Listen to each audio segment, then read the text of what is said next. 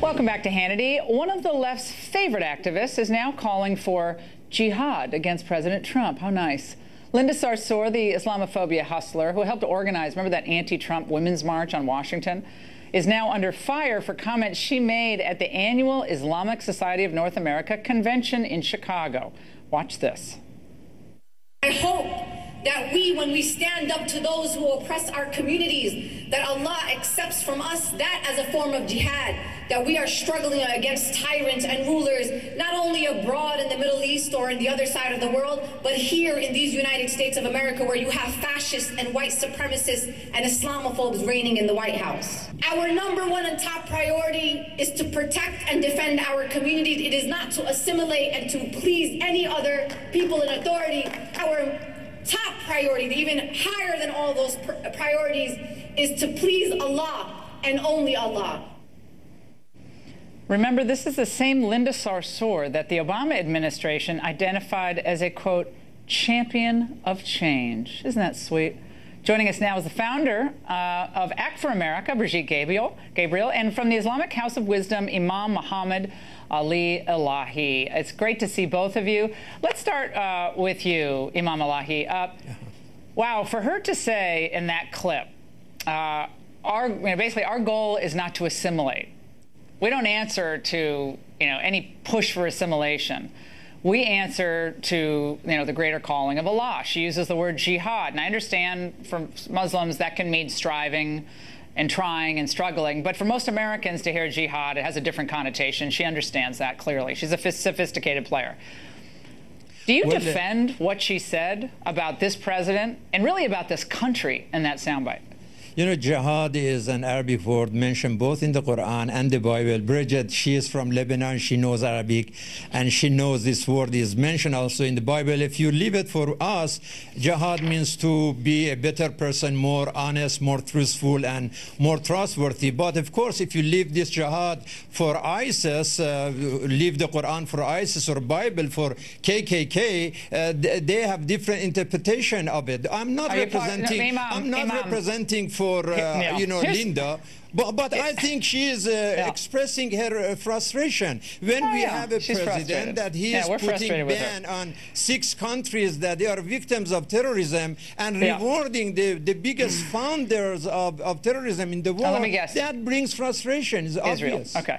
Imam, here's what doesn't go over well with most Americans, and then I'm going to get to Brigitte. Linda Sarsour getting up there and saying the fascist, Islamophobe, white supremacists in the Oval Office. That is so purposefully incendiary. And I would say if he weren't the president of the United States, he could sue for defamation. Because that's just garbage. That's meant to incite Muslims to whom she's speaking. It certainly isn't meant to build bridges. That is meant to incite, infuriate. Infuriate's fine, but incite is not good. And, Laura, and when she says our goal is not to assimilate, her goal is Sharia law, is it not? Her goal is not to assimilate, it's for Sharia. When we have a president that one day he comes and he says that Islam reminds us mercy and compassion, at the same time, next day he comes and he says that Islam hates us. I mean, these contradictions in Twitters of the president. Did she sound merciful? And followed with the Islamophobia. I mean, Imam, we're not in the mosque here. This is not you're not preaching. Okay? No, I'm not preaching. Okay, I'm telling the truth. You just brought up the merciful point. Does she sound merciful to you? You should talk with Linda herself. I'm not representative of Linda, but the word of jihad that you mentioned, I'm saying, is up to interpretation. Do you believe Muslims have a duty to assimilate into American society, the rule of law, the Constitution, the Declaration? It is about interaction. It's about Muslim and non-Muslim interaction. And by the way, it's not only Linda's, position. Lots of other Americans, they are disappointed of the administration. It's not about Muslim. Welcome to the club. Everybody's disappointed all the time. But we don't hear immigrant groups come into the United States traditionally saying we will not assimilate. Not in the last 50 years. That hasn't. We come here to be part of American society. Let's get Brigitte in here. We went way long. Brigitte, look, what frustrates me is, like, I know Muslim Americans who hear this and they go crazy. They're like, she does not represent us. And they hate hearing her words because it is not representative of what they believe and what the Quran that they believe. She doesn't want to assimilate. She wants to throw around these defamatory words. It's nastiness. It's hate. This is not positive stuff. And yet that's what she accuses President Trump of. I'm sorry. It is. It's very radical. She was specifically inciting hatred and violence. If these words were coming out of any other person, we would have said, well, you know, that really overstepped the line. But coming from Linda Sarsour, you have to understand her background. This is a lady that comes from a long line of terrorists. Her family members are, as we speak, sitting in Israeli jails for conviction of terrorism. When you look at her praising in her speech at ISNA, Imam Siraj Wahaj, who was a co-conspirator in the first World Trade Center bombing in 1993. She called him her hero and her mentor. She called him how he talks to her, how she listens to his voice when she's laying in bed thinking about issues that relate in this country. And then she gives a speech at ISNA, which is the first organization Bridget, in the Muslim terrorist organization. Excuse me, you got your turn to speak. It is my turn. Yeah. ISNA is the #1 organization listed in the Muslim Brotherhood plan to destroy America. The Muslim Brotherhood is the oldest Islamic terrorist organization in the world. And so when she speaks like that at ISNA, talking about urging Muslims not to assimilate, telling Muslims this is a jihad by basically rebelling against the administration, telling them that do not assimilate, we want to please only Allah and nothing but Allah, that is calls for violence to those who want to commit jihad against America, to the homegrown terrorists, to the radicals who want to attack, to kill the president, as well as people like you and me, Laura, who are law-abiding citizens. The FBI and the Secret Service should be monitoring her right now. Okay, hold on. Just one question. Imam Elahi, I know you take issue with probably a lot of what Brigitte just said. I do think there is common ground here between the Muslim community and conservatives, just on a whole bunch of issues. But I almost never see them working together.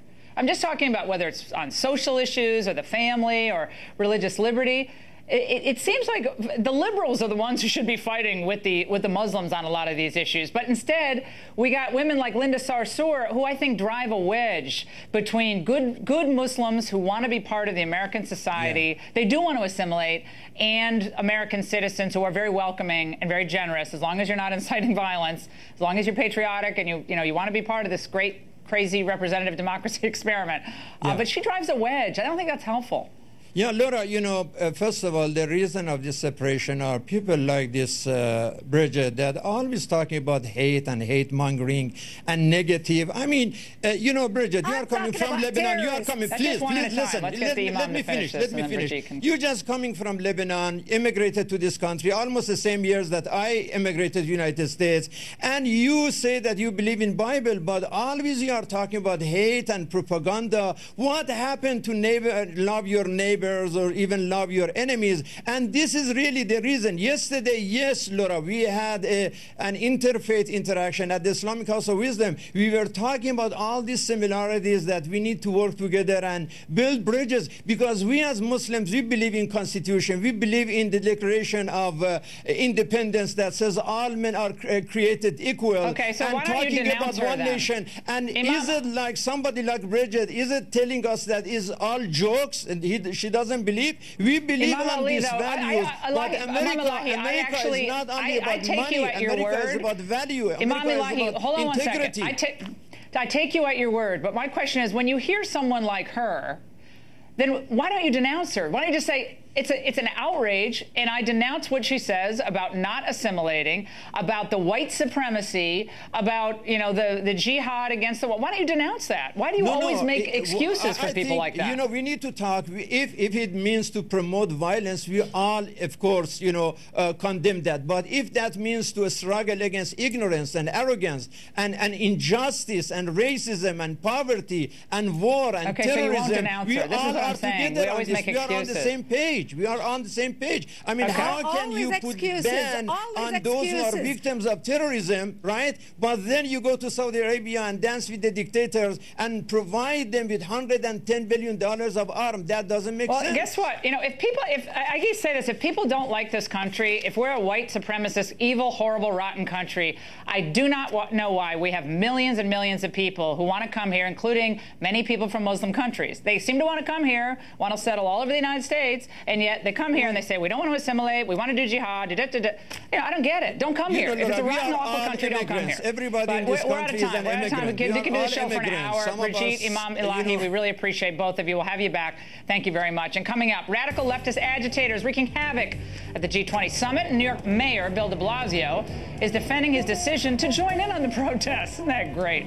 Juan Williams, Matt Schlapp are here next to react. And later, a shocking new Senate report details the unprecedented number of leaks coming from the State Department. Sekulow and Bob Massey join us later. That and much more as Hannity continues.